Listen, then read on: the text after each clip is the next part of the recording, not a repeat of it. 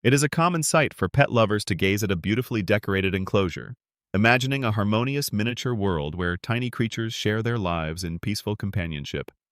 The soft rustling of bedding, the gentle spinning of a wheel, and the seemingly tranquil atmosphere can easily convince us that more friends mean more happiness inside these small glass walls.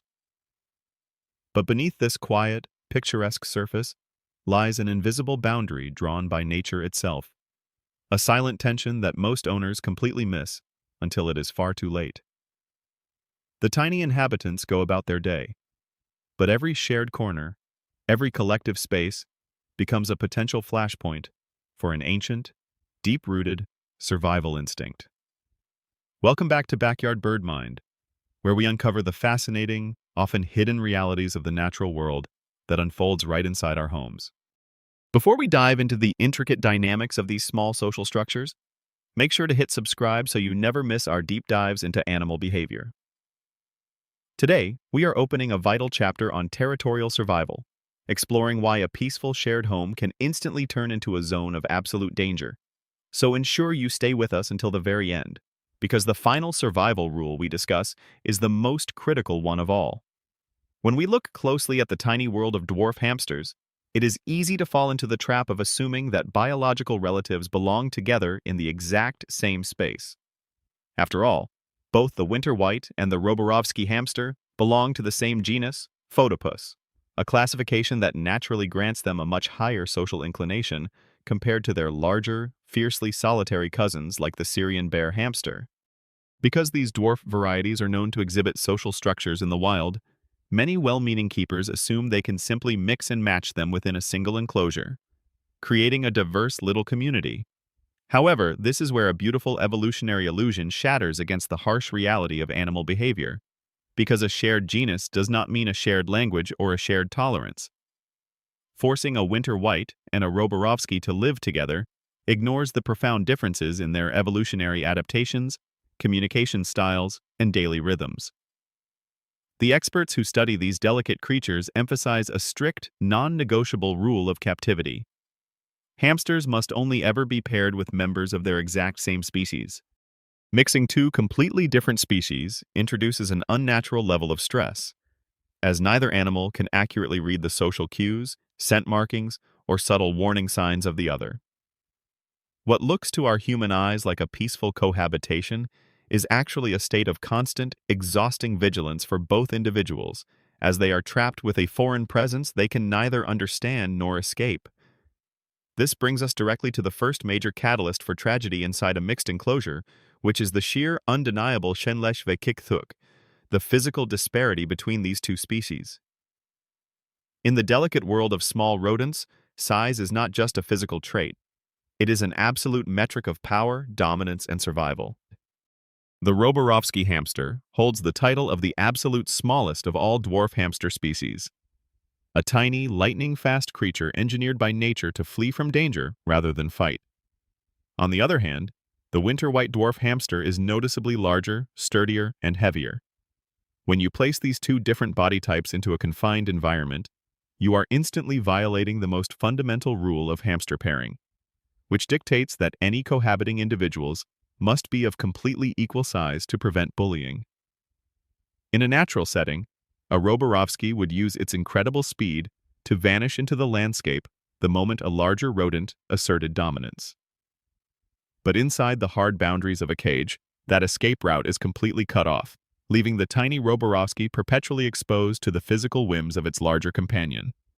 The physical chenlek ensures that if an argument breaks out over a resource, the smaller hamster has absolutely no leverage, turning every minor disagreement into a high-stakes struggle where the risk of severe bullying, psychological trauma, or a sudden, fatal attack becomes an inevitability rather than a possibility. When resources are limited, or even when they appear limited to a territorial mind, the larger Winter White will naturally dominate the enclosure, relegating the tiny Roborovski to a life lived entirely in the shadows of the cage. This constant state of fear alters the smaller hamster's behavior, forcing it to wake up at odd hours or restrict its movements just to avoid encountering the larger occupant. Over time, this chronic stress weakens the animal's immune system, making it susceptible to illnesses that it would otherwise easily fight off. The tragedy of this dynamic is that it often unfolds silently, without the owner noticing a single scratch, until the larger hamster decides to permanently eliminate the perceived intruder from its territory. This critical boundary of physical safety brings us naturally to another hidden dimension of a hamster's world, a biological countdown that dictates whether any two individuals can ever tolerate sharing the same horizon.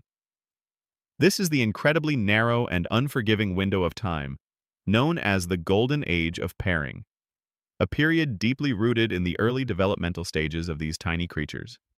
To understand this, we must look at the fragile timeline of their youth, because in the wild, social bonding is not a choice made out of loneliness, but an evolutionary survival mechanism forged during the absolute earliest days of life. For any dwarf hamsters to cohabitate successfully, even those of the exact same species, they must be introduced and raised together from the time they are tiny pups, ideally between 4 to 6 weeks of age, and strictly before they cross the critical threshold of 7 weeks. During this brief, magical phase of development, their sense of self and territory has not yet fully crystallized, allowing them to form a deep, communal bond with their littermates. They share a collective scent, a unified understanding of their small world, and an acceptance of each other's presence that becomes woven into their very identity. But if this precious window is missed, or if a single hamster is removed from this communal environment and forced to live in solitude for just 5 to 7 days, a profound psychological shift occurs inside its tiny brain. Within less than a week of being alone, the hamster's survival instincts trigger a permanent transformation, turning on a fierce, uncompromising sense of territorial awareness. Once a hamster has tasted total independence and established its own unseen boundaries, it views any other living creature not as a potential companion, but as a dangerous invader, making future introductions almost completely impossible and ensuring that any forced meeting will be met with immediate aggressive resistance. Beyond this strict biological clock, nature introduces yet another layer of complexity that governs the internal peace of an enclosure, which is the undeniable influence of gender and lineage. When attempting to build a peaceful communal home for same-species dwarf hamsters, experts emphasize that the group must be composed entirely of the same sex, and ideally, they should be brothers or sisters from the exact same litter. This requirement is not merely to prevent the obvious explosion of an unwanted population, but to mitigate the intense hormonal rivalries that naturally awaken as these animals mature. Mixed gender pairings inevitably lead to constant reproductive stress, putting an immense physical toll on the female and introducing a volatile energy into the cage as the male shifts into a protective, dominant state. Even among members of the same sex, choosing strangers over actual siblings introduces a foreign scent profile that the resident hamster will constantly challenge. Littermates share a familiar genetic baseline and an established social hierarchy from birth, which drastically reduces the friction of daily life, though it never completely erases the underlying potential for conflict. Even when you perfectly align the stars by selecting same-sex siblings under the age of 7 weeks, maintaining a peaceful coexistence requires a complete reimagining of the physical space they inhabit. A shared home can never be a simple empty box. It must be transformed into an expansive landscape of abundance, where the very idea of scarcity is completely eliminated from their anxious minds. The architecture of a shared enclosure must be exceptionally spacious, offering numerous hidden corners, deep tunnels, and visual barriers that allow each individual to completely retreat from the sight of the other whenever tension arises. In the wild, a stressed hamster would simply wander a few meters away to clear its mind, but in captivity, a small cage traps that nervous energy, causing it to build up until it explodes into violence. To prevent this claustrophobic buildup, every single resource inside the habitat must be meticulously duplicated. This means that a dedicated keeper must provide a completely separate, independent set of accessories for each individual occupant. There must be multiple water bottles placed on opposite sides of the enclosure, separate food bowls so that one animal cannot physically block access to sustenance, and multiple cozy hideaways so nobody is ever forced to share a bedroom. Most importantly, the enclosure must feature separate exercise wheels. The wheel is the most highly prized asset in a hamster's world, a sacred tool used to burn off incredible amounts of nocturnal energy and stress.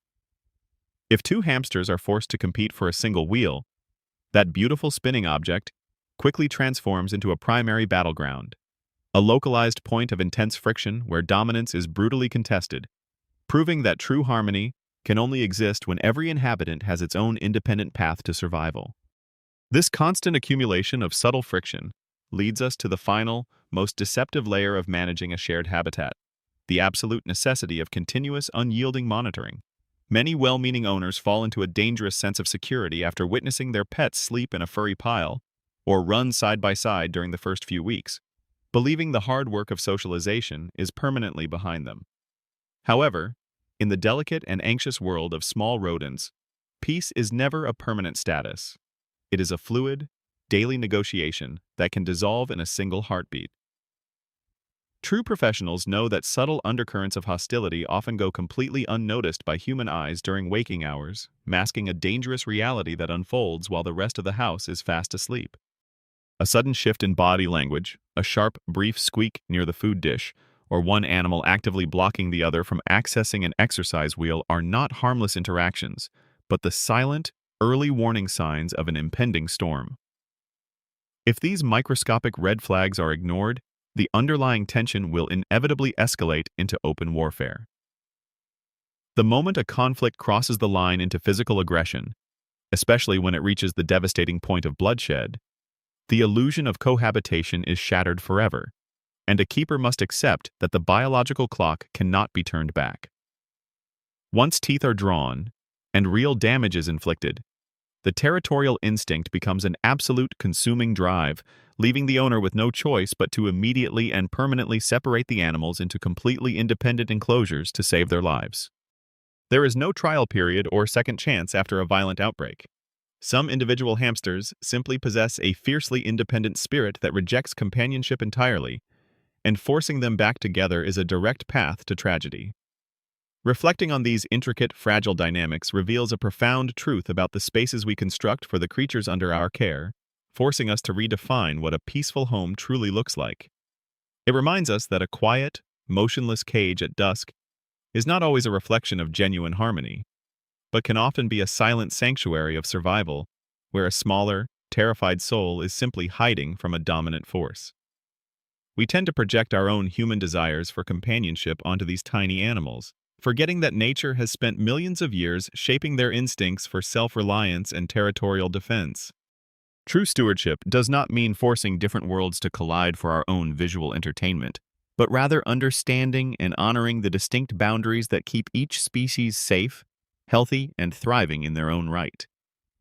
Now that you understand the invisible boundaries and the strict evolutionary rules that govern these tiny lives, you are better equipped to look past the peaceful surface of an enclosure and truly read the silent language of your pets. We would love to hear about your own experiences with animal behavior and the unique ways you ensure a peaceful environment for your companions.